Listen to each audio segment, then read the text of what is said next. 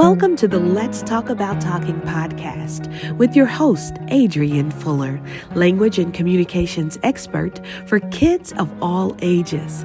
On this podcast, we talk about speech, language, and all things happening with your child, giving you specific tactical information you can use to help your kids talk, listen, and thrive in their academic journey.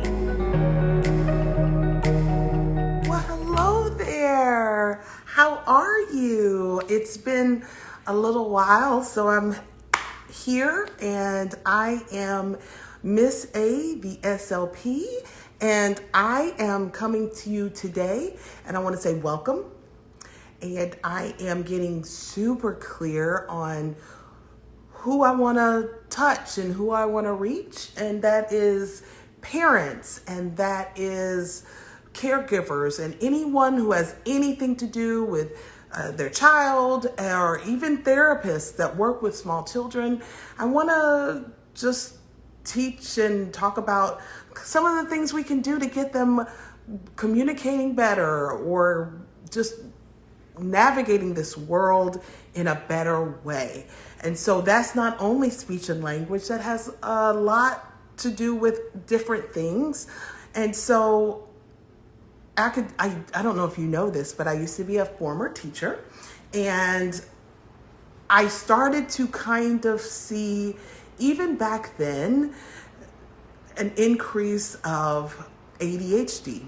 And as you know, it's a for real thing, and people have very distinct opinions on it. And so I've asked one of my friends to join me, and she is a specialist or in the area of ADHD. Her name is Maria Van Sant. She is a speech language pathologist, and she has been doing this for about 20 years. We are in the 20-year club, Maria. Can you I know. It's starting to make me feel pretty old. No, but you know what that makes us? That makes us experts. And exactly. I am so glad that you're with us. Maria is, like I said, a speech language pathologist, but she is also a specialist when it comes to ADHD. So welcome, Maria. I'm so glad that you're here. Thank you for having me. I'm so honored to be a part of your podcast today. I have had experience with ADHD, and I don't know if you remember way back when, and ADHD was kind of a new thing, and like it was very, like, parents were either like, I'm taking medicine, I'm gonna give kids medicine, or they're not. And I remember, like, there's this kind of push and pull between to medicate or to not medicate. And even now I have parents, and the kid is so on, they definitely have something, some something going on. And then, I never feel like it's my place to say, because I feel like that's your child. I firmly believe that, you're steward of your own child and you make their decisions. But I guess let me just back up. Can you tell us what ADHD is? What's the difference between ADD and ADHD? Okay, so right now the DSM-5 changed everything. There is no more ADD. Everything is ADHD, which I find very strange. It used to be attention deficit hyperactivity disorder or attention deficit disorder, and that one didn't have the hyperactivity. So now everything is ADHD, and then they classify that under 3 subtypes. There's either ADHD with hyperactivity and impulsivity, and that's most of the kids that get diagnosed. Those are my little guys that are running around the room. They can't sit down. They can't focus. They can't finish an activity. Or there's ADHD, what they call inattentive type. And those tend to be usually our girls. They are sitting nicely. They don't have any problems with behavior, but they didn't hear half the story you told them. They're staring out the window. They're looking at the birds. Those are our, what used to be classified ADD. And then the third diagnosis is combined type. Those are our poor souls that have both of them. They are not only inattentive and impulsive, they're also hyperactive. So they're just fighting, they're pretty much swimming upstream right there because they're dealing with all the different areas. Wow. And just Yeah. for our listeners, what is DSM? Oh, I'm so sorry. So that's the psychological manual that all of our diagnoses come from. So the psychologists diagnose things like autism, depression, anxiety. They follow the rules of their psychological diagnosis manual. And that gets updated every, God, what is it, 9 or 10 years, I want to say, that it gets updated. And we've all been stressed out about the last one, number 5, because that's when they took away the different categories of autism and made autism one name. Ah, yes, Yes, yes. there's no more Asperger's, there's no more PDD, everything is autism. Well, I appreciate you letting us know that, because I also feel like sometimes as professionals we talk at parents. So anytime I ask for clarification, if you see this or hear this at any No problem. it's people ask, I just want to know, because sometimes parents are afraid to ask, and I'm like, I don't know. So yes, thanks for that. But Maria, how did you get started? I mean, you're an SLP, you're a speech therapist. How did Honestly, you so get started with ADHD? I test kids all day long. My primary job at this point for the last probably 10 years has been diagnosis.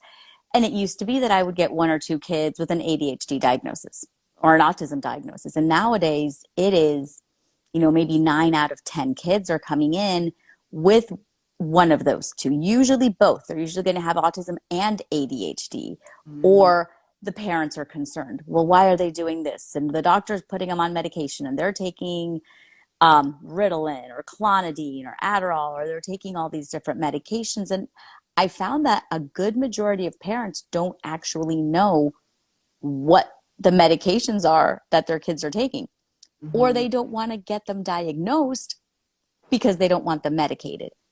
So I'll finish an evaluation and I'll say, sweetie, your child's speech and language is perfect, but they can't attend, they can't remember, they have a really hard time focusing on activities. I'm like, it's not a speech and language issue. That is something else. And they'll look at me and say, oh, I don't want to go get them tested because I don't want them on medication. Great. So that's I'm, where I took the dive into, I, let's see what else there is. Let me just interrupt you and say, because I just posted something that said, if you want I to, saw like, that. you saw that, because the diagnosis just gives you information, parent. It does not mean you don't have to do anything with it. I know, but they're scared that they're going to go to the doctor's Yes, office. They're going to say your child needs medication, and they don't feel that they have the authority to tell the doctor, no, I don't want my child on correct. medication. What are my other options? Yes. So I want just to make sure everyone hears that. It's your child. You have the Mm-hmm. right to say, thank you for this information. I want to think about it, or Yeah. I don't want to medicate, and what are my other options? Love that. Keep going. So what I came up with, and okay, let me digress a little bit. I have a 10-year-old who I love to death, but he has probably every red flag for the disorder. I've never had him evaluated, but every class I take, I'm like, oh, that's my kid. That's my kid. So the more I've learned about ADHD, the more I've learned about executive functioning and all of that stuff, the more I've learned to implement it at home, and not just with my child, but they don't fall from the tree. We are the tree. Usually if they're having issues, they're genetically coming from mom and dad. So it's, what are my attention issues? What are his dad's? What is my daughter doing that she doesn't have the hyperactivity, but she has a lot of the other breakdowns? So that's where I took a lot of the information from. A lot of the things that I speak about are things that I do at home. There are things that I've learned to work with in order to keep the sanity in our house. Yeah. And I just love that you just said, just dig a little deeper, parent.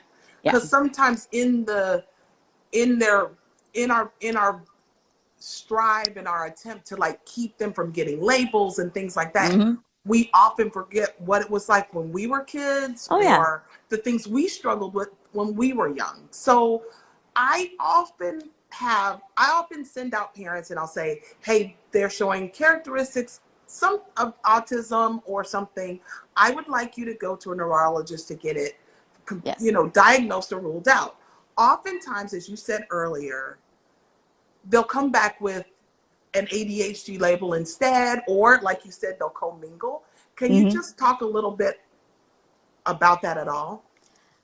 So the way we diagnose ADHD, just like the way we diagnose autism, is a checklist. It really is a couple of columns. I want to say that autism has 3 columns, ADHD has 2 columns, and they have to have so many symptoms and characteristics within the columns in order to qualify. So certain behaviors that we see, things that they're having issues with, areas of strength, areas of weaknesses that get checked off in different areas. A good majority of the checklist that's ADHD, a lot of those red flags, a lot of those check marks are also on the autism one. So kids with ADHD are impulsive most of the time. They have a hard time with holding a conversation because they're talking about something else, or they get stuck on a subject. There's a lot of characteristics within ADHD that also fall into autism. So you can have one without the other. And doesn't necessarily mean that you have to have both, but it's why a lot of times we'll get both diagnoses, because we're checking all the boxes for both of the tests at the same time. Does that make sense? Yes. Yeah. It I mean, really it does. is. So a really good diagnosis should be more than one person. I've heard a couple doctors say this. You shouldn't walk into the room and it just be the neurologist who diagnoses your child. Mom should fill out a questionnaire. The doctor should fill out a questionnaire. The teacher. It shouldn't just be one person's point of view. And if the child is an older child, which, usually by then they're going to already have a diagnosis, but if they fill out their own as well. Otherwise, we're looking at one person's opinion of this child. Oh, I think I appreciate you kind of demystifying what the testing process is. I think many parents, I also kind of thought they go into this big room in white lab coats and it's a questionnaire, guys. It's a questionnaire. I mean, they're looking at their behaviors, they're looking at their interactions, but basically, I mean, just like how we do tests when we do a speech and language test, we're filling out a form. We're filling out the form. We're seeing, okay, they're really good at this area. They're not good at that area. And then we're listening to the parents. If we're not observing it, then mom told me this, and that. And I'm believing what mom says because I don't have anything else to go on. Remember, your neurologist sees you once or twice. It's not like your teacher who sees you every single day. Yeah, great point. So I tell parents, take it with a grain of salt. This diagnosis may not be forever. Especially, with the littles. I'm seeing so many itty bitties get diagnosed with autism. And I have to say, this is his diagnosis now. Take it, run with it, get all the therapies known to man, because now you can get them under his diagnosis. But it doesn't necessarily mean that we're going to have this lifelong, especially if they're getting diagnosed at 2 years old. Yes. Great point. Great point. And the amount of services available is so much more when they are so young. So parents, keep that in mind. But when it comes to ADHD, if you're not a parent who wants to medicate, what are some things that we can do to increase time on task, make your household, like you said, a peaceful household, and run pretty? Because every time I see you, I feel like you're that mom that is like, things are in order. Schedule, routine, diet. Yeah, the routine. And so I'd love to hear how you've made your household a successful one. So I broke it down to 10 different things in what I like to call the ADHD diet. And by diet, I don't just mean food or exercise. We're not trying to get these kids to lose weight. So one of the biggest things, I'm going to name them all and you let me know which one you want to go into. So my first one is sleep, hours of sleep. Talk about that. Okay. So we're finding that most kids are not getting the adequate amount of sleep that they should be getting for their age. I'll ask parents, what time do they go to bed? They're like, I don't know, 9 or 10. What time are they waking up? 6 or 7. That is not enough hours for a developing brain. As we grow, there's different periods of time where our brains are growing and developing. We need more sleep. Some kids, our toddlers, our preschoolers need like 12 hours of sleep a night. And I know that sounds excessive, but that's actually the right amount for them to have. Our high schoolers actually need a really large amount of sleep because they're in a whole growth period. It's puberty, it's mature. There's a lot going on for them. So trying to get them to go to sleep earlier, not later, earlier, not when they're tired or overtired, but before they get to that place where they're hitting the wall. Yes. So they get a certain amount of sleep. And when I was a therapist in the schools, a lot of my kids were like, I was on my phone all night long. So I All night highly long. recommend parents, you take the phone into the bedroom with you Yes. for many reasons. Turn Sleep off the is just Wi-Fi. one of them. Yeah, yeah. Yeah. So the thing with ADHD is most kids, because they've been so hyperactive most of the day, they can't calm down enough to actually fall asleep at night. So they have a really hard time falling asleep. They have a really hard time staying asleep. And then you add that to the fact that then they have to do the whole next day, staying awake, functioning. They're already working on an overtired level. You know, Mhm. that like overtired, exhausted, but pushing through state, which makes them really crabby and kind of obnoxious. And then they usually take a little sugar to stay awake. Like it just becomes a cycle. The It becomes cycle. an absolute cycle. So if we can try to get them to increase their sleep as much as possible, it's really going to help. Everything. It's brain development. It's functioning throughout the day. It's intellectual. It's so important for them. Okay. So having a sleep hygiene protocol. So we have a set bedtime. It's the same time no matter what day of the week it is. We go to bed at this time. We wake up at this time. Our body needs that.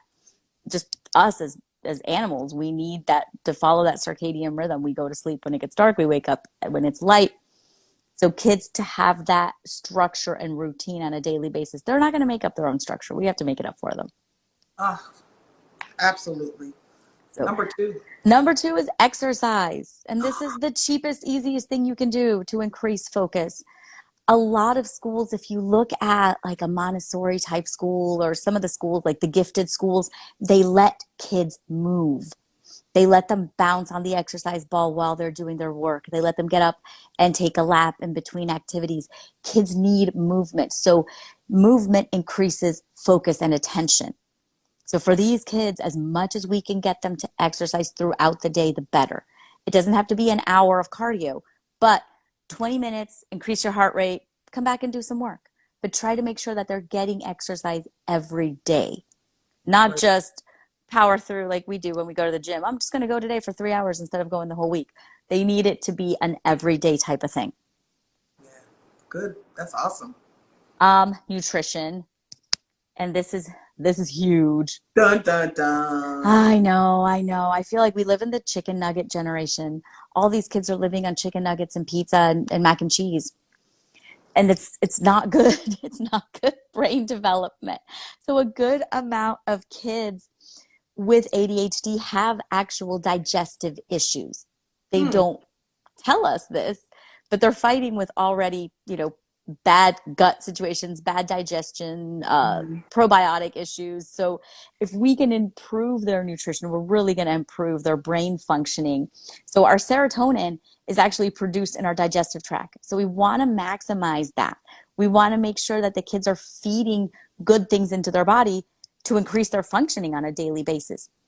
A lot of kids with ADHD tend to carbo load. So they eat lots of carbohydrates or lots of sugary foods because that gives you a quick burst of energy.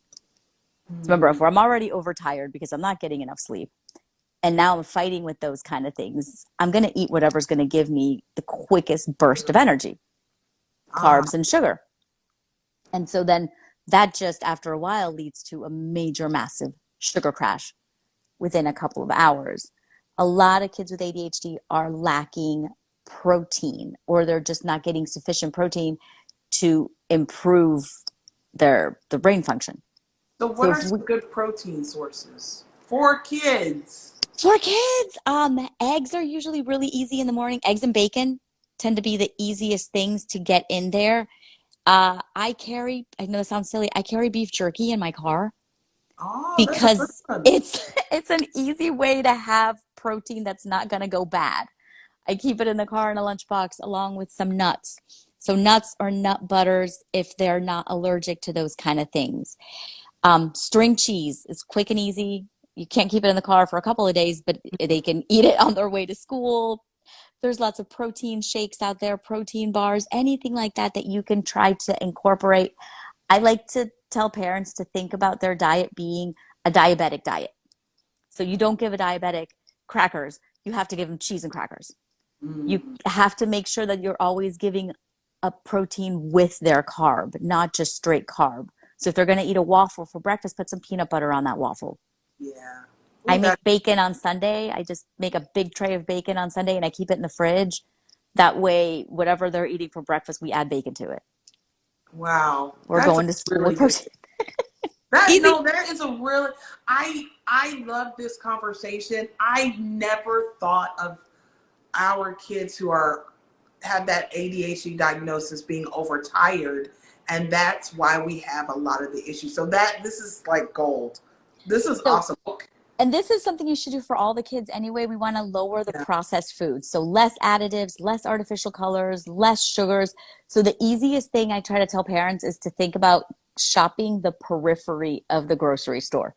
Start at the deli, go to the fruits and veggies, go to the meats, dairy, things like that. All the things that are on the outside of the grocery store are actually the healthiest things for us. As opposed to the middle aisles, which is what the kids want to go to. They want to go to the sugary cereals. They want to go to the other parts that have, the fun foods for them.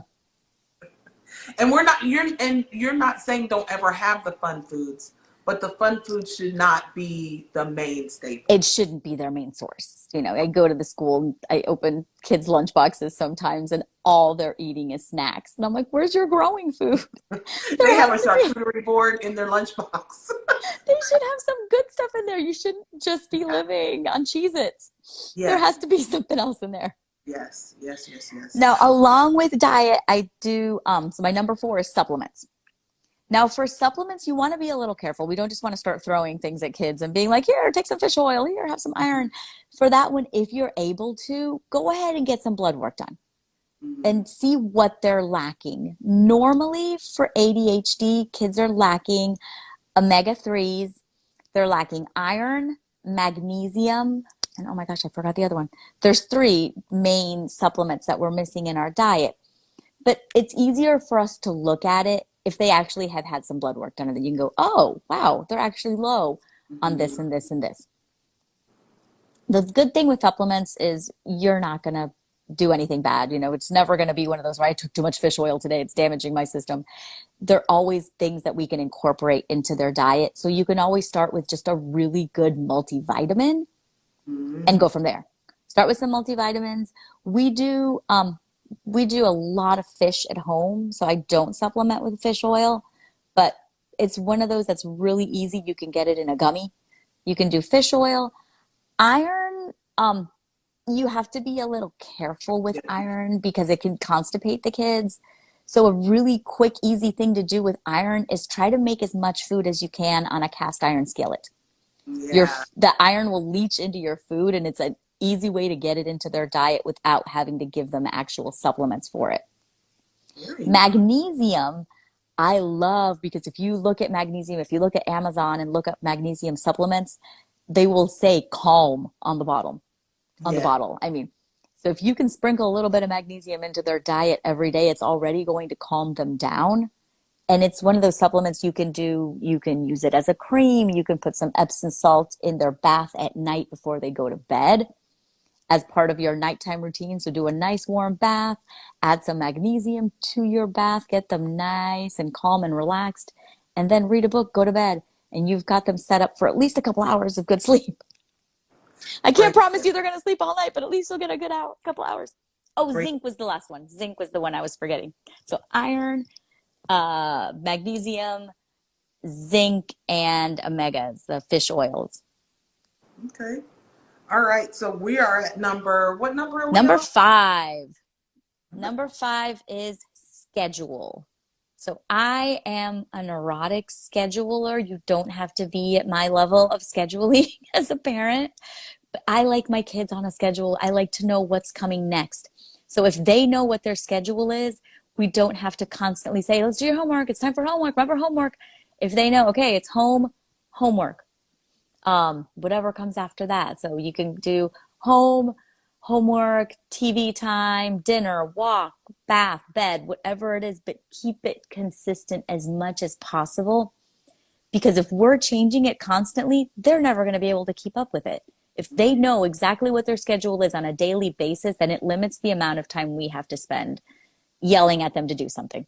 Maria, I do want to just interrupt Mm-hmm. because we're talking about ADHD and how we can manage it without medication. Yes. A lot of times when people hear the word schedule, they start to feel like, oh, it's overwhelming. Oh, it's too confining. What do you say to that?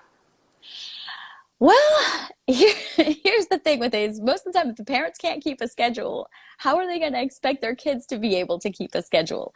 We're the ones that have to start enforcing the rules. We eventually want to get to where we don't have to tell them every day, brush your teeth, it's time for bed, it's bedtime, it's time for homework. We want to get to the point where they just know a routine. So if we can do it to where it just becomes part of our daily basis, we don't schedule brushing our teeth. We just do it.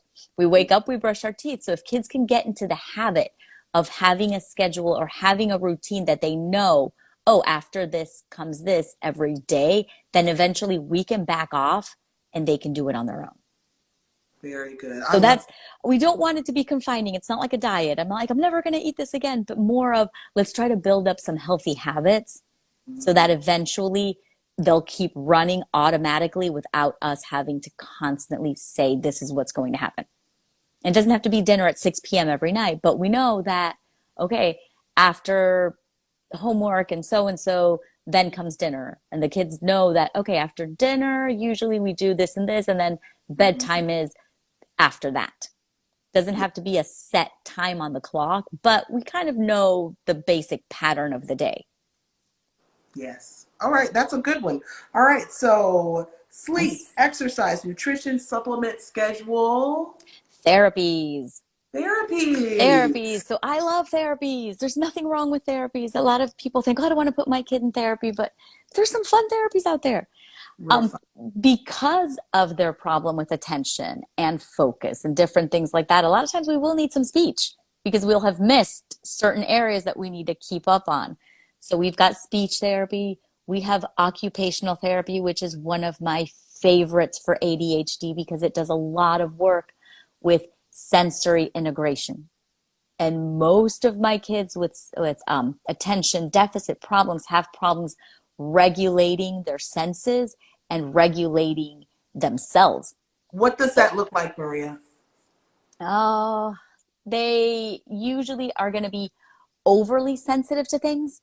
So the littlest sounds make them cover their ears. Just an environment with too many people makes them kind of freak out, or they need more sensory stimulation than some kids. So you'll see those kids that walk down the hallway and they're leaning up against the wall the whole time, or they're always hugging you and touching you and putting things in their mouth. They're constantly teething things. Those are kids that are having issues regulating their senses. They either need too much of it or a normal amount of it is stressing them out. So occupational therapy helps them be able to regulate the sensations around them and internally. And it's a whole lot of fun. Kids love OT. There's usually a trampoline in the room and a swing and a ball pit. I mean, they love OT. So I'm never, ever going to complain about that. And not only that, your occupational therapist usually has a ton of tricks up their sleeves that they can use within the classroom. They invented the fidgets. They're the ones who did the little whoopee cushion seat thing where the kids can wiggle in their seats. They're the ones who will implement all the amazing strategies for them to use within a classroom setting to be able to attend. So I can't say enough about OT.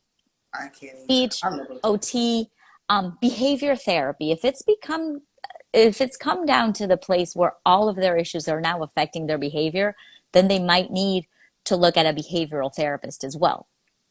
There's counselors, psychologists. Biofeedback is actually doing some really cool stuff right now with ADHD, just getting kids to be able to regulate kind of what their brain is doing in different situations. So look at the different options for therapies out there. Social skills groups are also considered, some of the therapies that we can do with kids. So a lot of different people out there are able to help with your kids. Parents think that they have to tackle it alone, but they really don't. There's so many Oh, resources out there. Take advantage of all the professionals who can help you. yes, absolutely. Absolutely. Would we put tutoring in there too? Like for It can our be, older yeah, kids? definitely. Kids, something I learned from one of my OT friends is that for kids who have ADHD, you know how they're thinking and they're processing, they don't tend to go one, two, three. They Mhm, tend to have that same problem with reading. They mhm. tend to not read straight across the page. So reading therapies, dyslexia specialists, look at what vision therapies. Let's figure out where their breakdowns are and what kind of people can help them in those areas. Good. Awesome. Okay, number 7 is going to make a lot of people angry. Screens or technology. So limiting the amount of screen time that kids have. And listen, as a parent, I will tell you it's quiet in my house right now because my kids are on their screens. That's the Mhm. only reason I'm able to do this. But it is one of those where they're not going to tell themselves, okay, it's time to get off. I've had Right. enough today. You know, my eyes are bleeding, but I need to turn off. No, if we don't regulate the amount of screen time, they're just going to stay on it. They don't have that regulation internally to say, oh, it's been enough. It's time to walk away. Yes. And Um, and and that no. also really affects our sleep too. Like I notice Yes. if I'm scrolling, if I'm on my phone right before bed, I just can't Hmm. wind down. So keep that in mind, parents, when you're Yeah. So part of working your with those things. sleep routine, your sleep hygiene, you want to make sure that they're off their screens for a good hour, 2 hours before bedtime. So turn off those screens and now start kind of downtime. Now it's time for a bath, a book, things that don't involve the screens, for a multitude of reasons. One of those is actually, I was reading the other day, the blue light Those blue lights. constantly in your head tells your brain it's still daytime and your brain can't shut off to go into nighttime. So as much as we can, let's try to limit the screens. With our ADHD kids, they're missing dopamine production in their brain. That's that little part of our brain that tells us, woo! It's the part of your brain that gives you that kickstart. Mm-hmm. With video games, because they're constantly doing something, they are getting a constant rush of dopamine to their Mm-hmm. brain at all times. So kids with ADHD do not want to ever turn that off. That is the best thing for them. It's like, it sounds terrible to say, but it's almost like an addiction. And It when they is. get off it, yeah, it's a withdrawal addiction type Yeah. thing. So we really want to try to limit that as much as possible, because any activity outside of that where they don't get that dopamine rush, it's going to be boring to them and they're not going to want to do it. Wow. That's And now if good. it's not fun, homework, schoolwork, anything else, it's something that they're not going to even want to get into. Mm-hmm. Okay, what's next? Um, so the next 3 are ones that I've added in over time, but I still find them important. Some people think they're a little quirky. Outdoor time is number 8. And this is different than exercise, because exercise you can do in front of the TV, you can find a YouTube video, you can do a quick little, 20-minute boost my cardio kind of exercise. They've actually found in studies that time in nature, time outside, helps decrease the ADHD symptoms. And this is different than just exercising. This is what they like to call green time. Being outside. If you can do it during the daytime, then you've got the vitamin D as well, which is even better. Even But better. so you got right now, since COVID, most of our kids spend their school day in front of the computer. They come home, they do their homework on the computer, and then they get online. So that outside being in nature time is really lacking in their day. They don't have time for exploration. As much Yeah. as we can have them do outdoor time to kind of have that body and mind reset, that calming nature time, it's really, really good for them. And they found that outdoor time, so there's a study that found that exercise improves testing results, but exercise outside in nature improved it even more. Hmm. So it's part of the whole being outside, being in a calm, serene environment. and moving around. So going for a nice walk outside, going for a hike, which we can't do that, going for a swim if you're in Florida, just that nice outdoor time for the kids. Going to the park, Yes. playing basketball, playing tennis, Yes. anything like that. That's a Where great. it's an outdoor time. Okay. All right, mindfulness. And I like this. I'm a big yogi. Mindfulness, they're finding now with kids is a way for them to be able to kind of tap into their self. Where I was talking with occupational therapy, doing a lot of sensory integration. Some kids kind of don't even know where they are in space.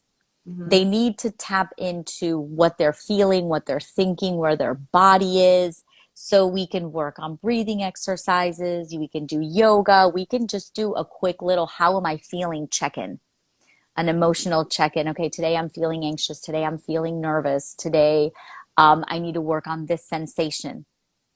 So mindfulness, I say that to people and they think, oh, you want them to meditate. I'm like, there's no way these kids are going to meditate.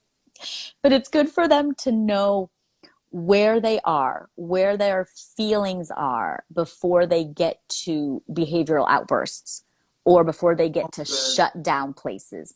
So knowing where you are, knowing what to do, knowing how to regulate your own emotions is super, super important for them.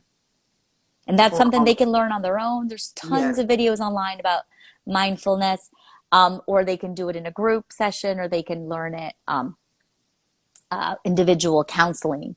It's something, I know that with social skills groups, it's something they do. It's one of the areas that they focus on is calming tools. Kids learning mindfulness so they can learn their calming tools so they can calm themselves down before they get to the level of explosion. Very nice. I love mindfulness, and I think sometimes parents are like, well, where do I start? But just like you said, just that, let's check in and see how you're feeling today. How was your day today? Instead of good, fine, it sucked. I know. Like, let's start to name those emotions. So with little kids, I found this out from a counselor. With little kids, they only have two emotions. They have happy, sad. Happy, sad. Yeah. They don't know, eventually they learn angry. But they don't understand nervous. They don't understand excited. They don't understand all these other ones, anxious, that they're feeling that are freaking them out because they don't fall into the happy and sad category. So it's good for them to start learning all the different kinds of emotions, what they are, how they make you feel, where you feel them in your body. So that's why that whole mind-body connection is really nice, just to see, okay, this is where I'm feeling this. When I get anxious, I feel it in my chest. When I get nervous, I feel it in my stomach, however it may be, so then they can work with their emotions before they have an explosion. Good one. Very good one. All right, my last one kind of goes with therapies a little bit. My last one is support network. And this is for parents as much as it is for kids, is figuring out who is in your network to support you, whether it's parents, grandparents, therapists, teachers, coaches. Kind of list all of those people for yourself and also for your child. Because just because they're not talking to you doesn't mean they might not be talking to someone else. So make sure that they know, when I'm having a problem, when I need help, I can reach out to my grandma. I can reach out to my cousin. I can reach out to my coach or my teacher. Or sometimes it's people you wouldn't even think. It's the school nurse that they talk to. It's somebody within their network. So making sure that they have a support network of their own. Parents, it's really good for you to have your own support network, but it's nice for kids to have them as well. An ADHD coach, a psychologist, somebody that kids feel comfortable enough to reach out to when they're having a need or an issue. I'm finding with this whole technology generation that we have right now, that kids are doing everything online and they have all these friends that they've never actually met, these people online that they have conversations with. So it's really good for them to have a support network that's real people that they know are there, that they can reach out to in the event of an emergency. And then an emergency, I mean like emotional breakdown, behavioral type things. I love all of these. Thank you. These are great. Like today we've been talking about how we can address ADHD in our kids without using medication. But to me, these are like great parenting tips. Like, just to have. just things just to to have do. and Like use. all Yes. kids can benefit from this list. So I really appreciate you sharing this. If a parent has any parting words that you have for our audience, for the parents, because I don't know, sometimes they think it's their fault or they don't want to Oh address God, it or no, not at all. The more you know, the better, really. And there's any kind of help is going to be good. I always tell parents the more help you get, the better. It's never going to hurt. A little extra therapy is never going to hurt your child. A no. little OT, a little speech, a little behavior, we're just teaching them even more skills that they can use. Whether it's for their ADHD or whether it's just for things that they can use later on in life. Just being able to function as an adult. It's always good for them to have. Any parents that want to reach out to me they can find me on my website, they can find me on Facebook, but I'm happy to answer any kind of questions. If you have questions on anything that I talked about, or if you have questions about anything that I didn't touch base on, I'm happy to, I post videos on YouTube, but if it's not on there, I'm happy to make a video for you or have a conversation with you. Guys, she is not fibbing. She's telling the absolute truth. You can reach her at Maria Van Sant, sant.com. Yes. And she is real, that's legit. She will make a video. She sent me this great video about this amazing salad in a jar. And I'll make videos about everything. Maria, I really appreciate you joining us today. It's been so important.